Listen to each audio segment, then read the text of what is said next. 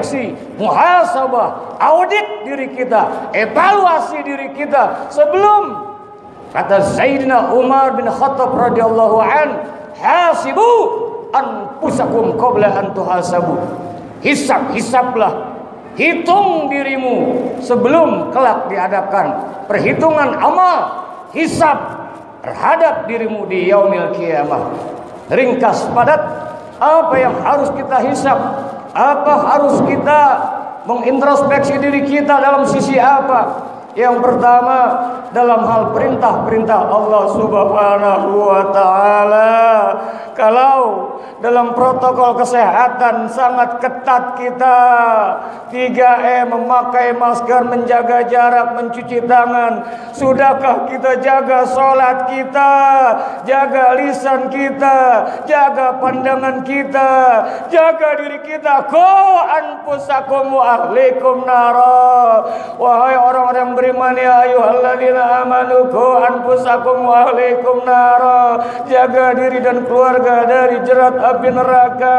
Kita takut akan sanksi-sanksi duniawi kalau tidak melakukan sesuatu. Sudahkah kita takut tidak laksanakan sholat? Sudahkah kita takut memperburuk suasana diri kita? Sudahkah kita takut pada Allah, tidak jalankan perintahnya dan tidak jauhi larangannya? Belum lagi kalau kita introspeksi bagaimana tentang dosa munkarat maksiat yang pernah kita lakukan. Dosa mata kita, dosa telinga kita, dosa lisan kita, dosa tangan kita, dosa lahir batin kita. Ya Allah, ternyata kadang kita asyik berbicara tentang dunia luar, sah-sah saja. Kadang kita asik membicarakan figur ketokohan seseorang. Kadang kita asik larut dalam dunia medsos, tapi kita lupa untuk mengintrospeksi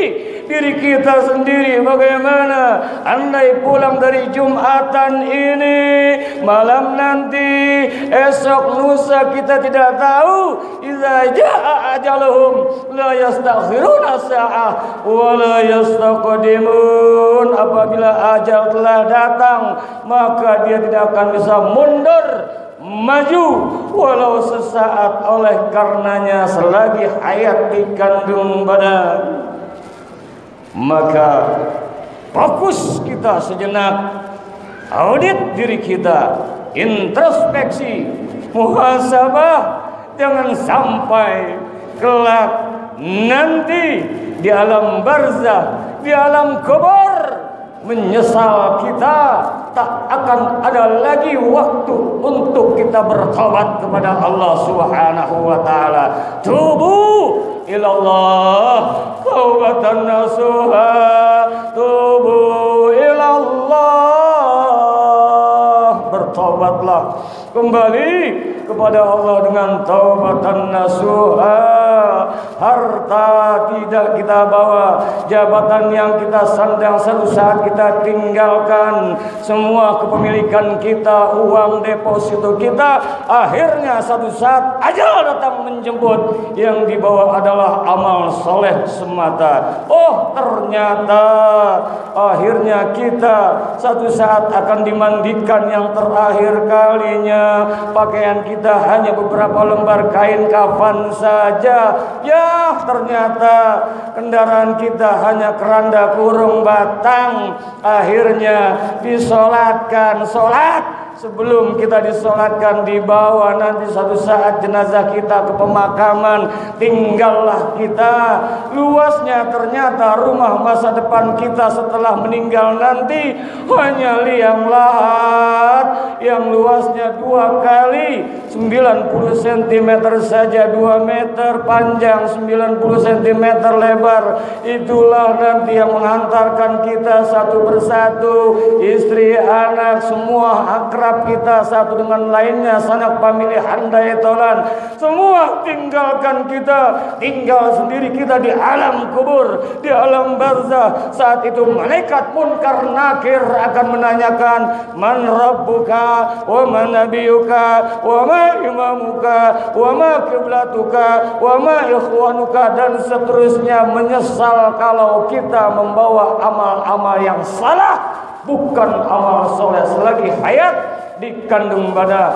Mari di penghujung tahun ini pun, karena Allah Subhanahu wa taala masih memberikan nikmat iman, nikmat Islam, mata masih menatap, telinga mendengar, jantung masih berdetak, dan kita masih melihat cahaya matahari, kita masih menghirup udara oksigen yang gratis dari Allah. Maka perbaiki diri kita. Yang pertama, syukuri nikmat Allah Subhanahu wa taala. Yang kedua, di era Covid-19 ini justru kita harus mengevaluasi diri. Toh akhirnya yang mampu mengangkat, mensudahi daripada wabak Covid-19 ini adalah Allah Subhanahu wa taala. Fafirru ilallah, fafirru ilallah, fafirru ilallah.